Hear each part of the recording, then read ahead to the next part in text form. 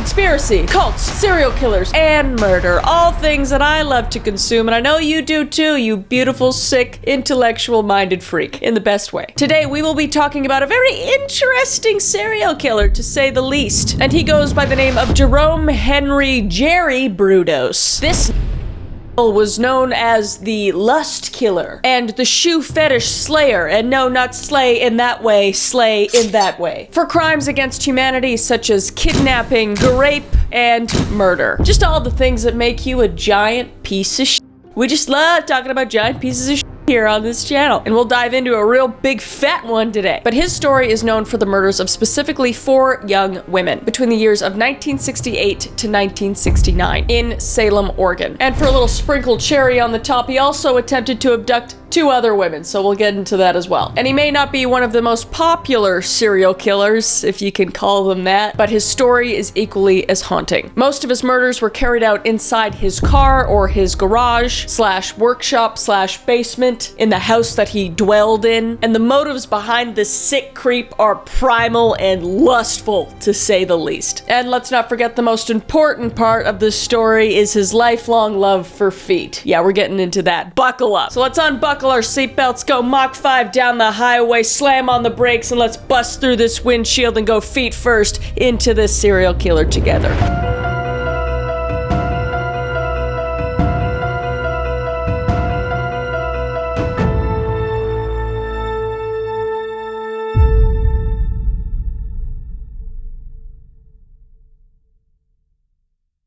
Hello beautifuls, before we get into the video, I have an extremely exciting announcement, okay? 3 words, Auto World Tour. And I'm talking about the newest Auto line drop. This one just makes me so happy inside because I just love old rock music, and all of these pieces represent eras from like the 60s to the 90s, and I think they're all sick. Starting with the hoodie that I'm wearing right now, it's the With the Band hoodie. The material is so nice. I love the designs that we put on the sleeves. And then the back it's my face, which I don't know how to feel about that exactly, but honestly, I kind of think it looks pretty cool.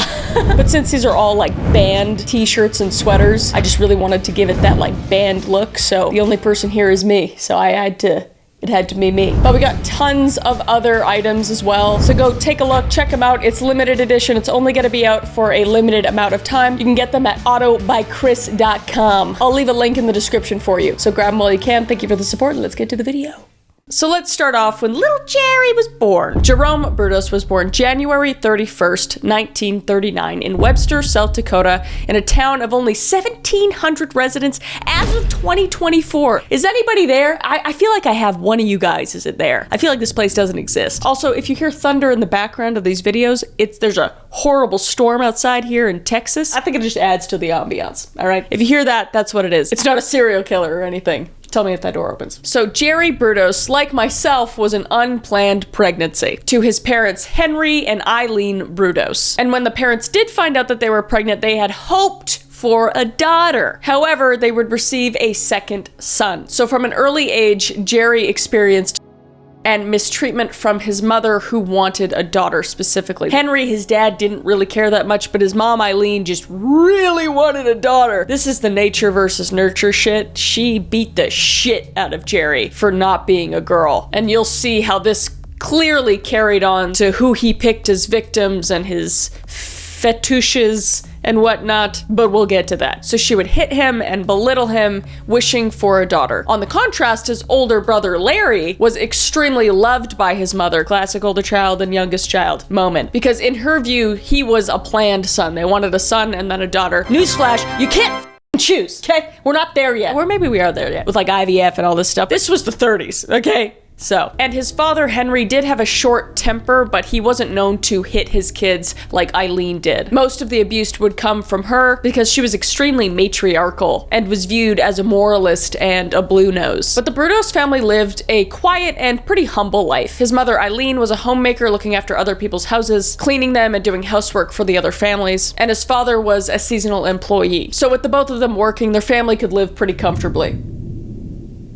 But because of the hostile environment that Jerry grew up in, he lacked paternalism in his life from both parents. And this would lead to him to develop a relationship with a woman that lived in his neighborhood that was close to his own mother's age. Oh, ding ding, here we go. First ingredient in the piece of shit serial killer stew, okay? He's got major mommy issues. I feel like a lot of these serial killers have mommy issues. And then that mommy issue turns into who they kill, but we'll get into that. So Jerry's dating like a 40-some-odd woman at this point, maybe almost in her 50s, and he's barely a teenager at this point, so that's just illegal. So it's pretty terrible. Like I don't have sympathy for him really because of who he became.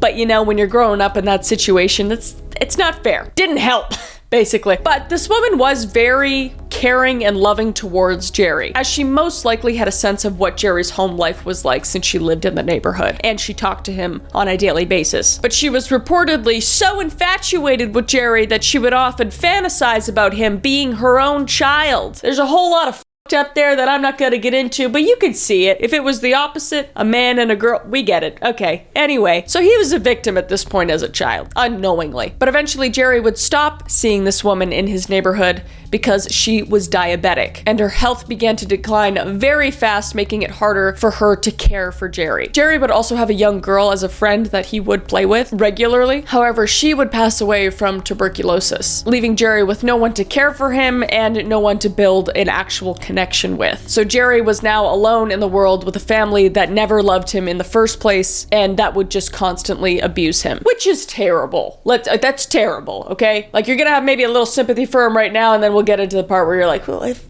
this piece of shit, but that's terrible. I can acknowledge that. And as Jerry grew older, he would go to school and his life would really not get much better. He wasn't a bad student necessarily, but he was just compared to his older brother, and Larry was just an excellent student across the board, oftentimes making Jerry's efforts look pretty meaningless. I just realized it's Jerry and Larry. That's hilarious. That's really funny. That's something I would do as a parent. Anyway, this also reminds me of me and my older sister Jessica, who's literally good at everything. Like, everything she touches turns to perfection, and then I would just come along and try my hardest and just could never get as close to her. So I get it, Jerry, I get it. But I didn't grow up to be a serial killer, so you're still the piece of shit, all right? But Jerry would struggle to make friends, and he would never really talk to the teachers either, and he also never really took part in any extracurricular activities, except for being the secretary treasurer for a youth club. That sounds like a made-up job, but a really fun job. Somehow, I don't know. And during this time, Jerry would often complain about having pain in his throat and severe migraines. I feel you. And that would also contribute to his reclusive nature. Another reason why Jerry struggled to make friends was because of his dad's work. It constantly had them moving around in the Pacific Northwest in his early childhood. It wouldn't be later in Jerry's childhood that they would actually settle down in Salem, Oregon as a permanent place of residence. And it was around this time that Jerry would develop a major fetish. If you know what I'm saying. Try not to get demonetized here. Around the age of just 5 years old. That's wild. That's wild. But he would realize this when he saw a family friend's teen's daughter asleep on his bed. He tried to sneak into the room and steal her high-heeled shoes off her feet, but was caught and shooed out of the room. Shooed out of the room. Get it? I like that. That's good. We can't have a lot of fun talking about serial killers, but we can make puns, okay? And another experience occurred when he was 5 as well. Jerry had found a pair of leather bedazzled high heels at a local junkyard and took them home. Who doesn't? You know, if I saw that, slay, take. And when he got home, he would wear them in front of his mother.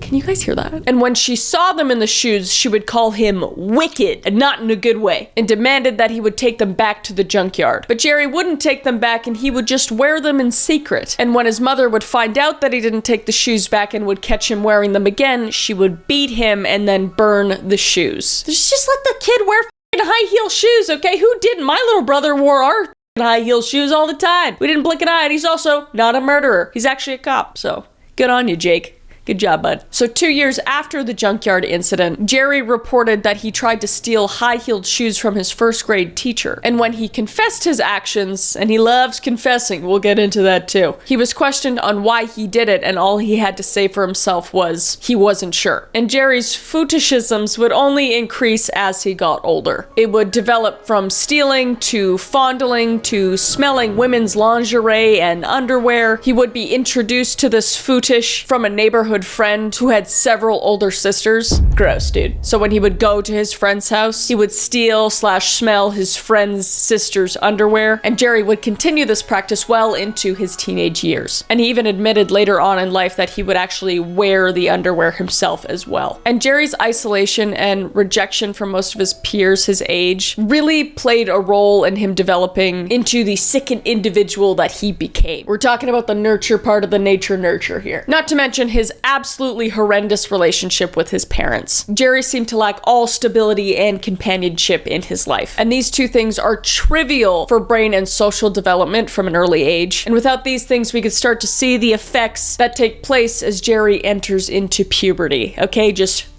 toss more ingredients into the piece of shit stew. And because of Jerry's reclusive nature, he never really got any chicks. Can you believe it? So his knowledge of was extremely limited, and this would cause him to pleasure himself a lot, and this would get him in a lot of trouble with his mother. He would claim that he started to pleasure in 1953 and would frequently have wet dreams, and whenever his mom would find stains on his bed, she would beat him and force him to clean it. So the lack of attention from the women in his personal life and the women his own age left Jerry inexperienced, lustfully craving to fulfill his dirty fetishes. And this lust would lead to his first offenses. And as I said before, as Jerry became a teenager, his lustful actions began to become more and more extreme, as he would start to stalk local women, secretly taking photos of the women he stalked and stealing their underwear and lingerie as well. And this is around the time also where Brudos would begin fantasizing about entrapping and holding women captive, you know, as you do as a teenager. He also dug a tunnel that led to a small room underneath his family house, Andy Dufresne style, shout out to Shawshank Redemption, and would just spend hours down in his hole fantasizing about capturing women and bringing them down there. We're stepping into serial killer territory right now. We're stepping over, we're on the edge right now, we're about to fall off, alright, stay with me. And Jerry would eventually try to fulfill these fantasies by luring a girl from his neighborhood into his bedroom, but he would then leave the room and then come back wearing a mask while brandishing a knife. He would force her to strip while he took pictures, but then he would let her go. He then would disappear again, only to return wearing his original outfit he was in when he first brought her into the room, as Jerry Brudos. And he would have his hair all messed up and bruises on him as well when he reappeared into the bedroom, and he would claim that an intruder locked him away in the barn at Kniff Point, and he was the one to make her strip and take photos of her. So he was pretending like he was two different people to have his own alibi. And it would honestly work. And it wouldn't be the last time that he did it. I don't know why I find that so funny to think about. Just like, hey, here's my room. It's pretty nice, right? Okay, you sit down there. I'll be right back. I'm gonna get us some lemonade. All right? Okay. Hey, it's definitely not me, Jerry Brudos. I am a stranger and I just really like to take some pictures. Please take off your garments and say cheese. All right? I put Jerry in the barn. I know we don't have a barn, but he's in there anyway. Maybe just tilt your head a little bit. That's nice. There we go. Perfect. I'll be right back. Wow, are you all right? That was crazy. That guy was nuts. Oh, I took these from him. You look great, by the way. This is fantastic. And this wouldn't be the first time Jerry would fulfill this fantasy and get away with it. From that point on, starting at the age of 16, this guy's doing this bit, man. And I have to admit, it's creative. I feel really bad for the victims. Obviously, it's horrendous. And naturally, I hope he's rotting in hell as always. But it's pretty creative. He would continue to kidnap girls and lure them into his family corn crib, leaving only to return with a mask or having his hair combed differently while holding a knife. He literally just sometimes came in the room with his hair parted a little differently. That'd be like me coming in just with my bangs like this. and be like, it's not me, man, I'm a new person. And he would also claim that he was Jerry's brother Ed and take pictures of his victims, and then he would also go on to evolve and start fondling his victims as well, which is terrible. I hate Jerry Brudos, he's a piece of shit. Okay, let's continue. But it is said, based on information given to authorities, that he never SA'd any of his victims necessarily at this point, which I don't really agree with, because if you're fondling someone, I don't care if it's against their will and they didn't consent to it, that is SA. So, but this is, you know, back in the 50s at this point, so it just wasn't the same. But those victims, they got SA'd, and it's terrible. And it wouldn't be until April 1956 that Brudos would eventually face legal consequences for his repeated actions. It is unconfirmed, but this is suspected to be one of Jerry Brudos' first mugshots. He just looks like a creep, dude. Jerry had asked a girl to go on a date with him, but he would take her down an empty road and then demand her to undress. When the girl would naturally refuse, Brudos would drag her out of the car and start to beat her. And in the process, he would break her nose. But the girl's loud screams would get the attention of a couple that was driving by, and the couple would get out of their car and ask what the is going on. Brudos would claim and try to cover up and say that she had fallen out of the car, and would say that he was trying to save the girl from a crazy attacker that was trying to attack her. What? But the couple, not being complete idiots, wouldn't believe his story, and they would take Brudos and the girl to the nearest police station, where he would confess, loves to confess, the only good thing about Brudos, he would confess to attacking the girl, but he would also say that he never intended to hurt the girl, and only wanted her to undress so he could take photographs, which at this point pretty much adds up to his last offenses. That's all he was doing at this point. He wasn't hurting them physically yet. But while in custody, he would deny any allegations of him doing this in the past. However, he was eventually charged with assault and battery. And this was followed up with a search of his bedroom, where numerous Polaroids of naked teenage girls were found. One of the girls was identifiable, and when the police went to go ask the girl if Jerry had done this, she would say that his brother Ed Brudos had done it. She was one of the girls that fell for his bit, and not Jerry. So the police, knowing that he didn't have a brother named Ed, he would have all this evidence against him, and he would be sent to the Polk County Juvenile Detention Center. While detained, Jerry would have a psychological evaluation at the Oregon State Hospital, and he would be there for 9 months, only allowed to attend high school. And the conclusion of his evaluation was that he was a very depressed individual who showed signs of schizotypal personality disorder, which made it very difficult for him to form regular relationships with people. The doctors would also conclude that his sexual fantasies were derived for his hatred of women, which came from his abusive mother, which makes sense. It's not good, but it kind of makes sense. After being released from the hospital, Jerry, like many other serial killers and cult leaders at this time, would join the army. He would continue to fantasize during this time, but eventually be discharged in the fall of 1959. And he would move back to his parents' house, where he would sleep in the second bedroom. But when Larry came back from college, he would have to sleep in the shed. This guy was really he's just getting hit from every angle, man. I still don't really have sympathy for him at this point. He's being creep, and he knows it. And while he was living with his parents, he would get a job as an electrical engineer at a local radio station. And this is when Jerry would start to stalk women again. In one instance, he would follow a woman back to her apartment, strangled her, but he didn't kill her. But he stole her shoes. Brudos would again try to stalk a woman and attack her. However, she would repel him like a badass, but he was only able to steal one shoe before fleeing. In both instances, he only wanted the women's shoes, and no charges were ever brought against him. So at this point, this guy's just like a creepy shoe guy. He just really likes to take women's shoes and wear them and sniff them and stuff, which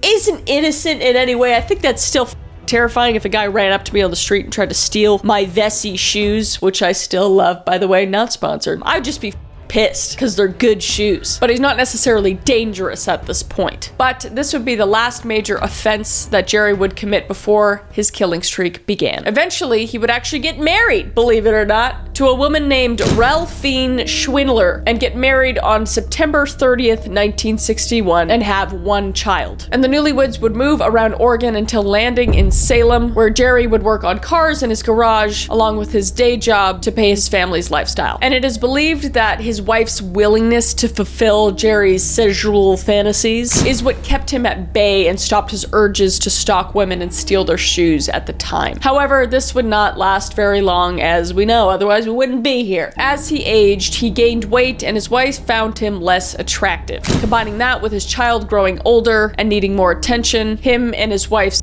life became less and less frequent, and this would lead Jerry to go back to his old habits. While his wife was giving birth to their second child in 1967, he would follow a young woman to her apartment and strangle her, grape her, and would steal her shoes. He wouldn't kill her, but this would be the first time that Jerry would actually grape one of his victims, demonstrating that his fantasies continued to grow darker even while they were being fulfilled in his marriage. He would eventually be arrested though, because he was caught inside a women's dorm at Oregon State University while wearing short jeans, high heels, and women's underwear. He was charged with stealing the women's clothes. In today's day and age, that probably nobody would have noticed. Probably nobody would have noticed, but back then that would have just been like the sorest thumb sticking out, you know? He's just asking to get caught at this point, which maybe he did a little bit. He did confess a lot, and we'll see that, but just the juxtaposition as today's time and back then is just crazy. So from the very beginning of Jerry Brudos' life, he very much lacked love and lacked companionship from any woman in his life, as we know. And with lots of time on his hands and literally no sexual experience during his developmental years, Jerry would create extreme fantasies in his brain that eventually would come out. His actions of stalking, choking, beating women, and eventually graping them would all be cause of his neglect from his formational years. His urges would be curbed when he got married, but time naturally causes everyone to change, and in this case, Jerry, a lot, and his wife would slowly stop indulging him, probably because his fantasies became more and more dark and she wasn't willing to do those, which, fair enough. Just because you're married to somebody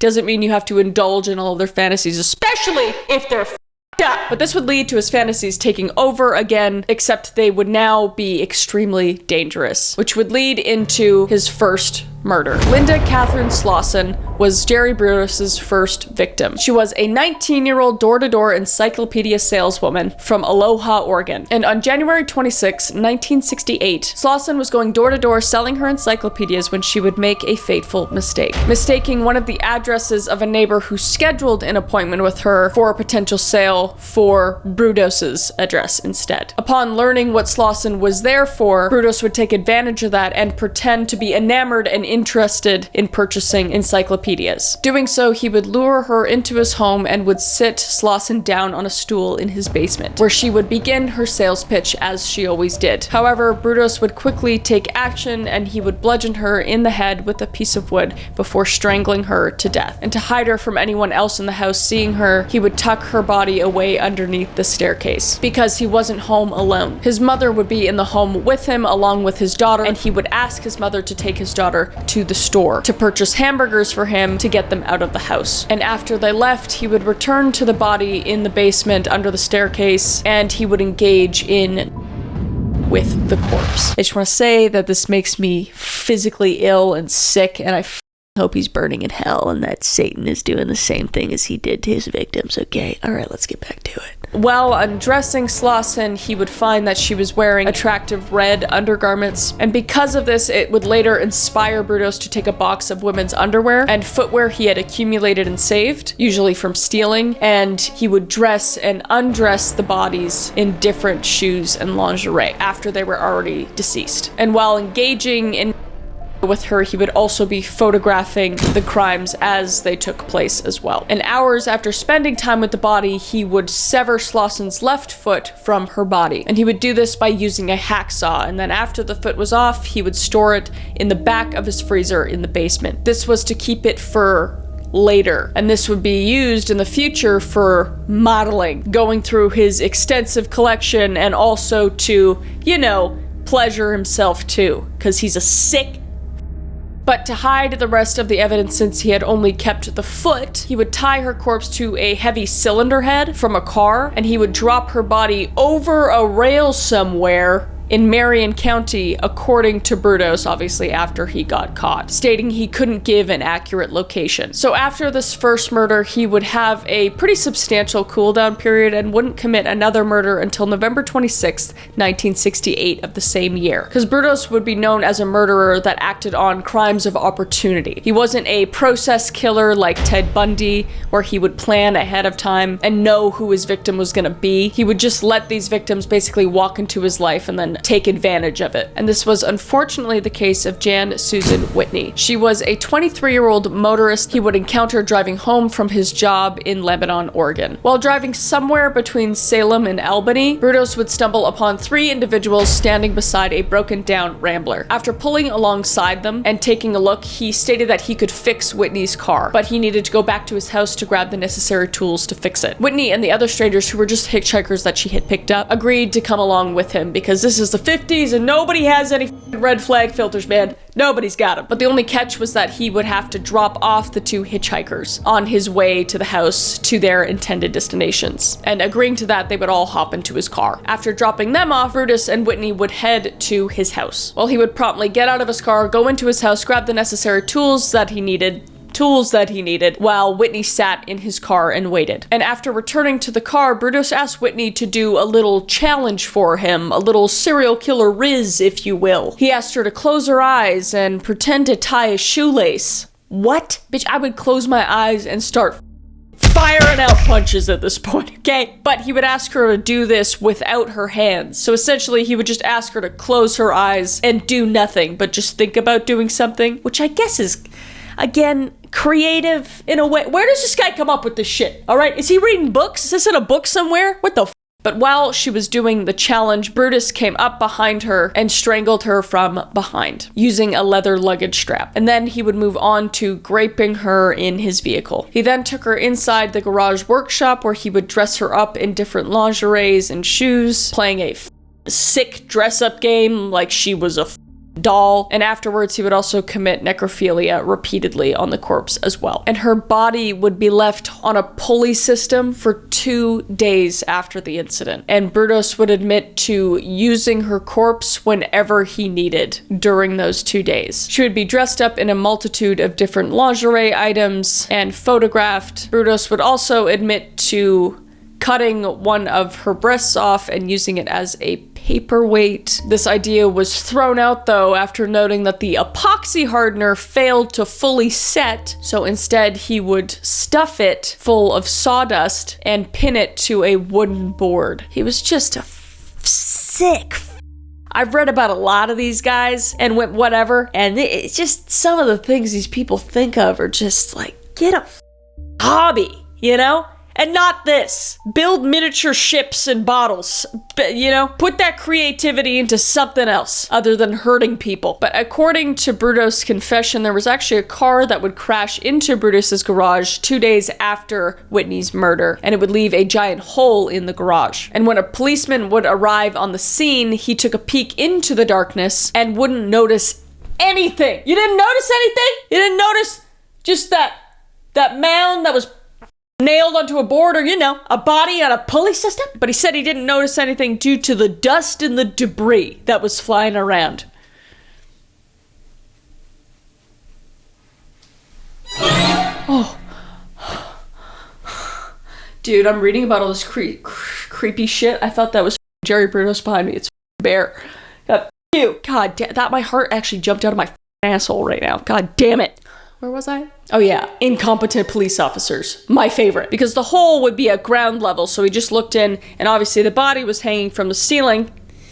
I guess you don't just walk into a building assuming that you're gonna see a body hanging from the ceiling, so I'll give him the benefit of the doubt, but still. But because of this incident, Brudos would quickly dispose of the corpse by tying it to railroad iron and throwing it into the Willamette River, alongside Slauson's foot, which was the first victim, which had begun to decompose. And Whitney's body would eventually be found by police submerged in the river close to Independence, Oregon, a month after Brudos' conviction. And this would be found about a mile downstream from the location that he would tell investigators, and the body had been identified via dental records. And here is actually a photo that he took of himself while hanging one of his victims from the ceiling. So creepy, dude. I see this in my nightmares. I'm sorry if I gave him to you. So for his next victim, the cooldown period would be slightly shorter, which is pretty common in the serial killer world. And the next victim would be 18-year-old Karen Elena Sprinkler, an Oregon State University chemistry student. So on March 27th, 1969, Brudos, who was dressed in women's clothing at the time, classic Brudos, had impulsively drove his car into a parking lot after observing a woman wearing high heels and a miniskirt. Can't wear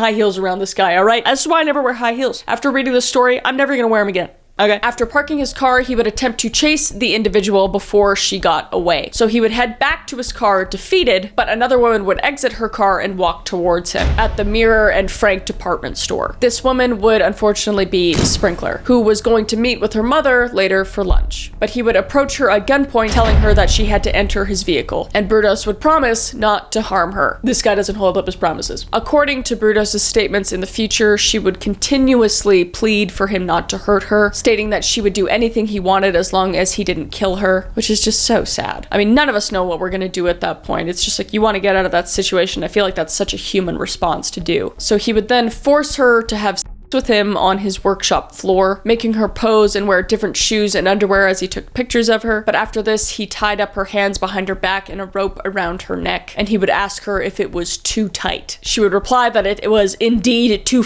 tight, but he would quickly throw the rope over the ceiling beam and pull it down, causing her to be tied from her neck above ground. Brudos then would state that she kicked a little and then died. And over the next few hours, as he always does, he would commit more horrible acts on the body, such as severing her body parts off and creating plastic molds of them, and then eventually tying her body to a 6-cylinder engine component and throwing her into the Willamette River along with the other bodies. This is what looks like a normal photo, but is actually a photo of Sprinkler very shortly before she died that Brudos took of her in his garage. So after Sprinkler, this is when Jerry Brudos would have his 2 failed attempted abductions. On April 21st and April 22nd of 1969, Brudos attempted to abduct 2 women. The first was 24-year-old motorist Sharon Wood, who encountered him in a basement stairwell in a parking garage. That is literally my worst nightmare and every woman's worst nightmare. I also avoid those at all costs. I suggest you do the same. Wood would state that she felt a tap on her shoulder, and turning around, she was met with a pistol directed straight at her face. And Brudos would order her not to scream. And while attempting to restrain the young woman, she fought tooth and nail, badass bitch style, biting, kicking, punching, twisting, all while directing the pistol away from her, and she would bite the shit out of him deeply into his hand like a badass, and Brudos would throw her onto the concrete floor before fleeing like a little bitch that he is, and would leave her to run away and go to the cops. Just take note, ladies and gentlemen, that's what you do. You fight for your life, because you only got one, and you never go to a second location, okay? That is the worst thing you could do. And the second victim was a 15-year-old named Gloria Jean Smith, who was also forced at gunpoint. She was asked to accompany Brudos to his green Volkswagen Carman Ghia. He told the girl that he wanted her to come with him and that he wouldn't grape or hurt her. Sounds like you'll do both, since you mentioned him, Brudos. Brudos would then grab the rear of her coat, forcing her to accompany him. She started to let go of his coat, to which he agreed, and when she would see another woman working in her front yard, she yelled and ran towards this woman, which made Brudo run like a little bitch from the scene, okay? Just scream, bite, yell, punch, hit, all the above, okay? All the above. This is just a little lesson today, okay? I just want all my little babies to be safe, okay? You gotta be safe out there, all right? Okay. And now on to his last victim, which would be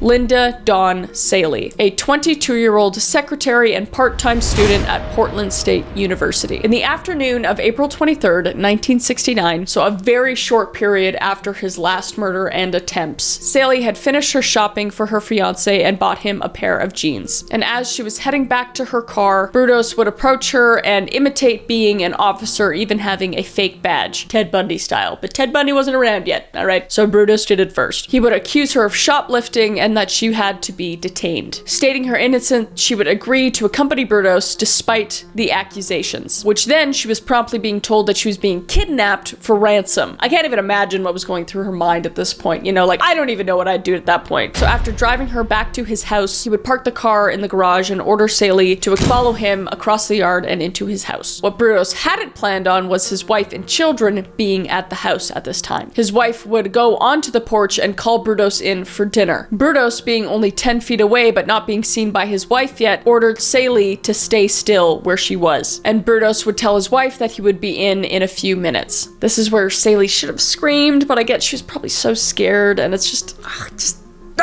Makes me so mad. But anyway, he then brought Saley back to his garage where he would tie her up by a cord. And then he would proceed to go inside and have dinner with his family while this woman was tied up in his garage. And after finishing dinner with his family, he would go back to the garage and see that Saley had actually got free from her restraints, but she hadn't made any efforts to escape any further. And that's just thought maybe due to shock. I don't know, but it's just heartbreaking. And she would try to resist his efforts of placing a leather strap around her neck to pull her off her feet, and she would beg and ask him, "Why are you doing this to me?" She would then begin to scratch and claw at Brudos as he lifted her off the ground by a strap, but she would soon fall unconscious, where Brudos would continue to strangle her to death and grape her. She would be hung by the neck afterwards on the same workshop pulley as the previous victims, also placing hypodermic needles into her rib cage below her armpits. He would then run an electric current in an effort to reanimate her body. These experiments would be a failure though. No shit, as it just singed her skin, but he was hoping it would produce seizure or dancing-like symptoms. Afterwards, he would keep her body for 24 hours, engaging in before tying her corpse to a vehicle gearbox and throwing her corpse as well into the Willamette River. Brudos, usually mutilating the breasts in some way or another, wouldn't do this to Saley though, stating that he believed that her Nepal area was too pink. I have no words, dude.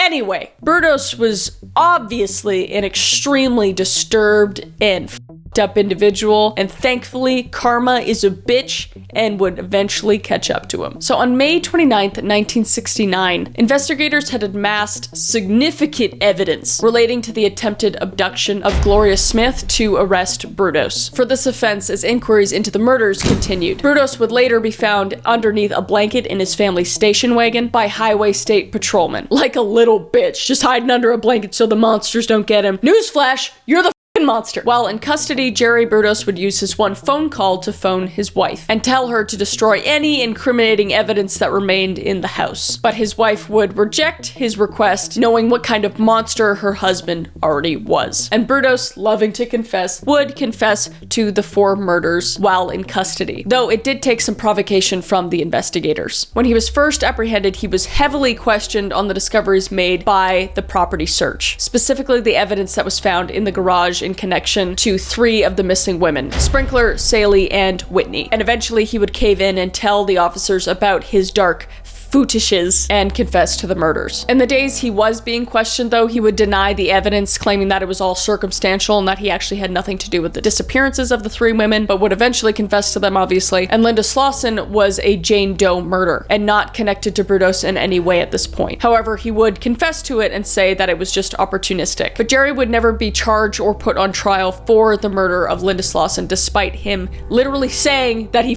murdered her. The reason being that even though he had multiple photos of her lower body, legs, ankles, feet, he never took any photos proving whether or not she was alive or dead in the photos, making it not possible to charge him with her murder, which is just bonkers to me. Obviously these other women were killed the exact same way, had photos of them, did everything the same, and they just what? Anyway, I feel so bad for Linda's family because it is so obviously, we know it's Jerry.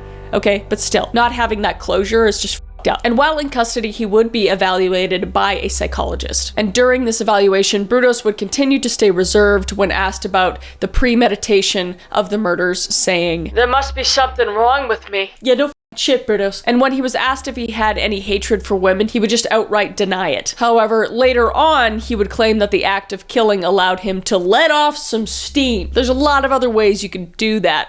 By the way, the psychologist concluded that regular sex did not stimulate Jerry's fantasies enough, and this would create a lust that would eventually take over him and cause him to kill. Thanks, psychologist. I figured that out myself. Furthermore, it was also concluded that Brudos preemptively knew that he was going to murder the women he killed, even when some of them are viewed as opportunistic encounters. And Brudos at this time had conclusively linked himself to all 4 murders. He had described the kidnapping of Whitney, linked himself to what was thought to be a Jane Doe case, but now we know it was Slauson, and photos had been found of the 2 victims victims found in Long Tom River. And Jerry Brudos would have his court date set for June 4th, 1969, beginning at 9 a.m. So Brudos would be charged with the murders of Whitney, Sprinkler, and Saley, and would try to plead insanity. However, he would be subsequently examined by numerous doctors and found fit to stand trial. Yeah. And his new court date would be June 30th, 1969. Jerry would end up pleading guilty to 3 counts of first-degree murder before a judge 3 days before his trial. And he would be sentenced to 3 life sentences with the possibility of parole. What? And would serve his sentence in Oregon State Penitentiary. And shortly after Jerry's trial, his wife, Ralphine, who we haven't talked about much, would be charged with first-degree murder based on an eyewitness report claiming to have seen her helping Jerry cover a young woman with a blanket. However, this witness would come forward and deny their claim, and all charges against Ralphine Brudos would be dropped. So we don't really actually know if Ralphine was ever involved in these murders. I feel like it'd be hard to not know something's going on in the garage, or, you know, see bodies hanging up in there like a up air freshener, but who am I to judge, right? So while in custody, the Brudos children would be put into state care. The oldest child, Teresa Brudos, would be questioned about her mother's involvement in the murders, and after Ralphine was acquitted of all her charges, she changed her and her kids' identities, divorced Jerry, and moved to an undisclosed location. But Jerry would maintain his love for his ex-wife until his inevitable and awesome death. While in prison, Brudos would be numerous times. Aww. Poor baby Brudos. By other prisoners because he was labeled a sex offender. However, he did refuse to name anyone that beat him because snitches get stitches. He gets stitches anyway because he's a sex offender. And despite his label, he would be a good prisoner, helping to install cable TV in the prison and maintain the prisoners' electronic records. And while incarcerated, Jerry was still allowed to have catalogs of women in high heels, which would continue to fuel his sick fantasies. This was a different time, I understand. But like, what? And Jerry would also have a multitude of interviews while in prison, one of those being between his former Marion County detective, Jim Burns. In the interview, Jerry would be asked if he felt sorry for his victims. Jerry would then proceed to crumple up a piece of paper and say that he cared as much for those girls as he did the paper. Shortly after this interview, Jerry would be diagnosed with psychopathic behaviors.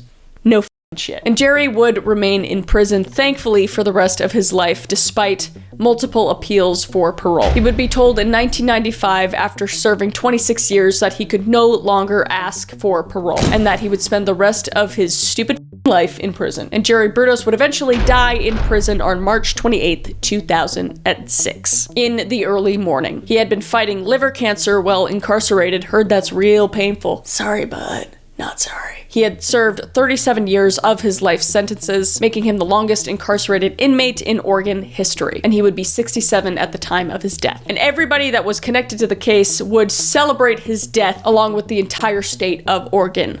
Yeah. And since his arrest, there have been numerous books written about him, along with appearances in TV shows, such as Netflix's original show, Mindhunter, which please bring it back. Please bring that show back. It's so good. It's literally the best show I've ever watched, and that's actually how I found out about Jerry Brudos. In season 1, episode 7 and 8, there was also an hour-long documentary aired in 2008 called Jerome Brudos, The Lust Killer. Numerous crime and TV shows. There was a portrayal of Brudos in The World's Most Evil Killers, The Shoe Footish Killer. There is also a website called supernaut.com, which currently sells a lot of personal items, including his socks and an image of his deceased mother in a casket and photos of him in prison and when he was a child. It's just a really f***ed up website. I wouldn't really look at it, but it's just another weird thing involved with Jerry Brudos. In conclusion, Jerry Brudos was a disgusting and f***ed up, sickened individual, and I am extremely happy that he is now rotting in hell, hoping that if there is Satan down there, he is doing what he did to those women, to him. These cases are always extremely interesting to me. I hope you enjoyed hearing about it and learning about it today. I also tell these just be safe out there, you know? Look for red flags everywhere, all the time, and also don't wear high heels. I guess. I don't really know what else to take away from this, but I am always open to hearing other cases that you guys want me to go over. Cults, conspiracies, murders, serial killers, all the above. Let me know down in the comments below, and I will see your beautiful face in the next video, okay? Bye!